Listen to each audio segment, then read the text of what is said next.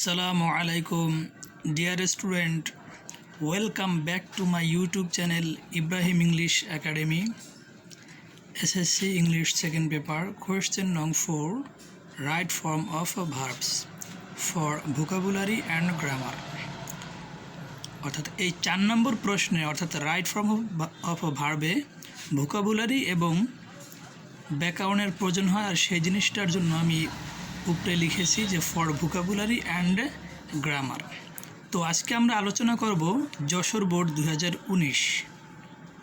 প্রথমে আমরা একটু মনোযোগ সহকারে প্রশ্নটা পড়ি। Complete the following text with right form of the verbs given in the box. বক্সের ভিতরে যে সমস্ত শব্দগুলো আছে এগুলোর প্রত্যেকটার অর্থ আমরা জেনে নিব। প্রিপেয়ার, এখানে মূলত প্রিপেয়ার হবে, ডি হবে না, ডি ভুলক্রমে চলে আসছে।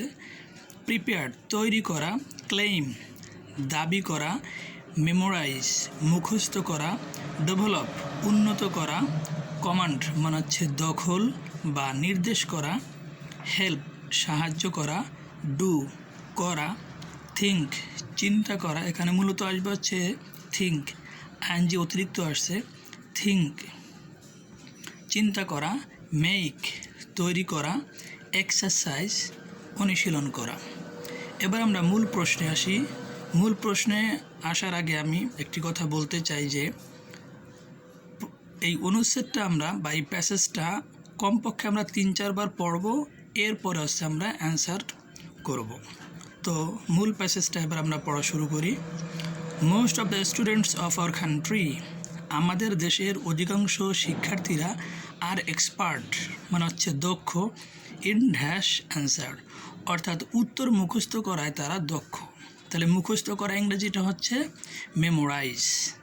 প্রেপোজিশনের পর যদি কোনো ভার্ব আসে তখন তার সাথে আইএনজি যোগ হয়, সাধারণ নিয়মে এখানেও তাই হবে, অর্থাৎ ইন মেমোরাইজিং অ্যান্সার। তাহলে আমাদের দেশের অধিকাংশ শিক্ষার্থীরা হচ্ছে দক্ষ উত্তর মুখস্থ করায়। They do not dash notes themself অর্থাৎ তারা তৈরি করে না। তাহলে তৈরি করা ইংরেজিটা হচ্ছে make. Do not, does not, did not, এরপরে সাধারণত ভার্বের প্রেজেন্ট ফর্মই বসে। They do not make notes themselves অর্থাৎ তারা নিজেরা কোনো নোট তৈরি করে না। They get them, they get them, গেটের পরে যদি কোনো ভার্ব আসে তাহলে ভার্বের 3 নম্বর ফর্ম বসে। তাহলে they get them prepared by their tutors, এগুলো তারা তৈরি করে নেয় তাদের শিক্ষকদের দ্বারা। দ্য টিউটর্স অর্থাৎ শিক্ষকেরা অনুশীলন করে। তাহলে অনুশীলন করা ইংরেজিটা হচ্ছে এক্সারসাইজ।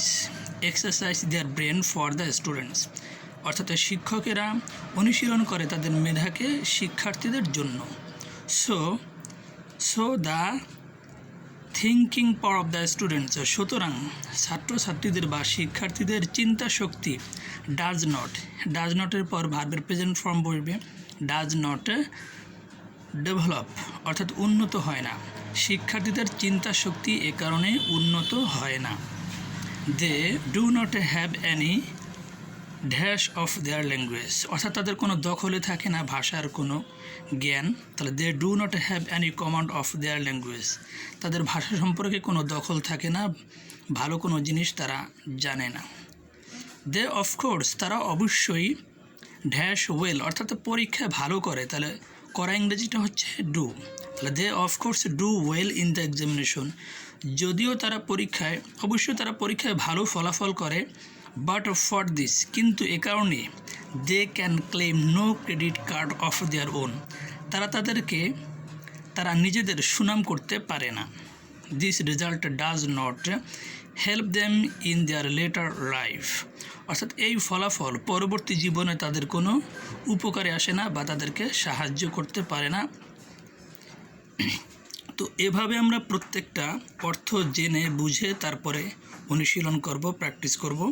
এবার আমি তোমাদের সহজে বোঝার জন্য নিচে একদম এ থেকে যে পর্যন্ত প্রত্যেকটার উত্তর বাংলা আমি এখানে দিয়ে দিছি।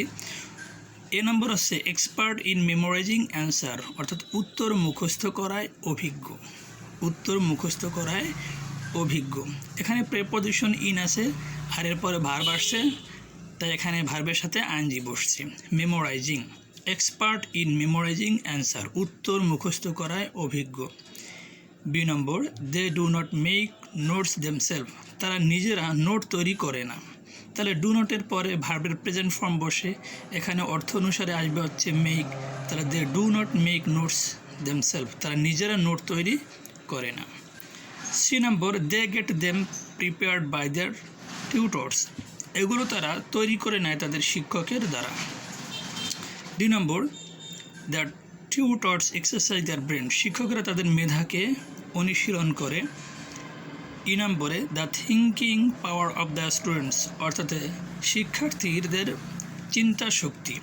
F number, the students does not develop, does নটের পর ভার্বের প্রেজেন্ট ফর্ম বসে, সুতরাং এখানে আসছে develop. The students does not develop, অর্থাৎ শিক্ষার্থীরা উন্নত করে না।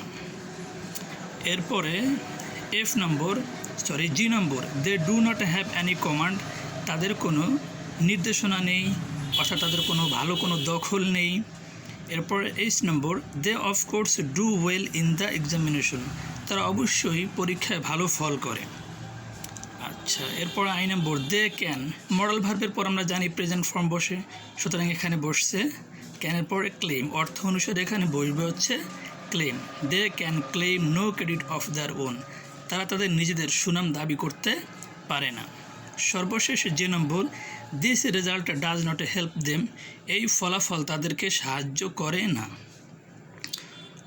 সর্বোপরি একটা কথা বলতে চাই, সেটা হচ্ছে এফ নম্বরে একটু সম্ভবত কিছুটা ভুল আছে। দ্য স্টুডেন্টস যদি হয় তাহলে এখানে আসবে হচ্ছে ডু নট, আর যদি একজন শিক্ষার্থীকে নির্দেশ করে তখন সেক্ষেত্রে আসবে হচ্ছে ডাজ নট। এখানে সম্ভবত কিছুটা ভুল হয়েছে। তো যদি এখানে থাকে ডাজ স্টুডেন্টস থাকে তাহলে এখানে আসবে হচ্ছে ডু নট, আর যদি থাকে হচ্ছে দ্য স্টুডেন্ট তখন সেক্ষেত্রে আসবে হচ্ছে ডাজ নট। তো এভাবে তোমরা প্রত্যেকটা জিনিস জেনে বুঝে অনুশীলন করবে। আশা করি তোমরা এভাবে অনুশীলন করলে পরীক্ষার প্রস্তুতিটা সহজ হবে। তো আজ এ পর্যন্তই, সবাই ভালো থাকো, সুস্থ থেকো, আল্লাহ হাফেজ।